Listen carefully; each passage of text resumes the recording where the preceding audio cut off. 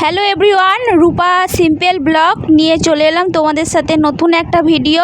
আর সাথে থাকো, সঙ্গে থাকো, দেখতে থাকো, ঠিক আছে? ভিডিওটা স্কিপ করবে না, পুরোটা দেখবে, ভালো লাগবে তোমাদের। আর কোথায় যাচ্ছি জানতে হলে সাথে থাকো। তো বেরিয়ে পড়েছিলাম বিকাল বিকাল, আর দেখতেই পাচ্ছ ট্রেনে প্রচুর ভিড়, ট্রেনে অনেক কিছু উঠছিল। আর হঠাৎ করে ভাবতে পারিনি ট্রেনটা আমাদের এতটা ভোগাবে। তো ট্রেনটা অনেকক্ষণ দাঁড়িয়েছিল, সিগন্যালের এতটা প্রবলেম হবে ট্রেনে ওঠার পর আমি বুঝতে পারলাম। তো ওখানে হাওড়ার লোকালটা ঢুকছিল না, তার কারণে আমাদের ট্রেনটা দাঁড়িয়েছিল, ঠিক আছে? তো ফাইনালি ট্রেনটা আমাদের ছাড়লো পুরো 30 মিনিট পর। তো আমরা পৌঁছে গেলাম আমাদের জায়গায়। তো নেমে পড়লাম ট্রেন থেকে, ট্রেনটা আমাদের ছেড়ে চলে গেল। আমরা যেখানে নামলাম, দেখো বন্ধুরা, ট্রেন থেকে কত লোক নামলো বলতে পারো। এখানে ট্রেনটা পুরো অর্ধেক খালি হয়ে গেল, প্রচুর লোক নেমেছে এখানে স্টেশনে।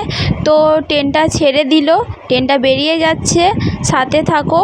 আর নেমে গেছি যেহেতু ট্রেন থেকে, এবারে টোটো ধরতে হবে। তো নেমে পড়লাম ট্রেন থেকে বন্ধুরা, আর ট্রেন এইমাত্র চলে গেল আমাদেরকে ছেড়ে, স্টেশন পুরো ফাঁকা।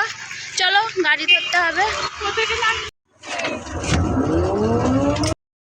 ট্রেনে যতক্ষণ ছিলাম তো প্রচুর বৃষ্টি হয়েছে ট্রেনের মধ্যে, জানো তো বন্ধুরা, কি করব, কিন্তু ট্রেনের মধ্যে ছিলাম বলে তাই। আর ট্রেন থেকে যখন নেমে পড়লাম তখন বৃষ্টিটা অলরেডি থেমে গেছে। আর এদিকে দেখতে পাচ্ছ সবুজে সবুজ চারিদিকে রাস্তা, দারুণ পরিবেশ, সুন্দর পরিবেশ, এত সুন্দর পরিবেশ, চারিদিকে গাছপালা, সবুজে সবুজ, খুব সুন্দর একটা পরিবেশ।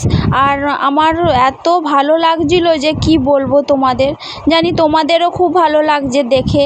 আর যারা দেখছো ভিডিওটা লাইক কমেন্ট সাবস্ক্রাইব অবশ্যই করে দেবে আমার চ্যানেলটা, আমার পাশে থাকবে, ঠিক আছে? নতুন বন্ধুদের বলছি। আর দেখো আমি যাচ্ছিলাম মহাদেবের দর্শনে, তো সঙ্গে থাকার জন্য তোমাদের অনেক ধন্যবাদ।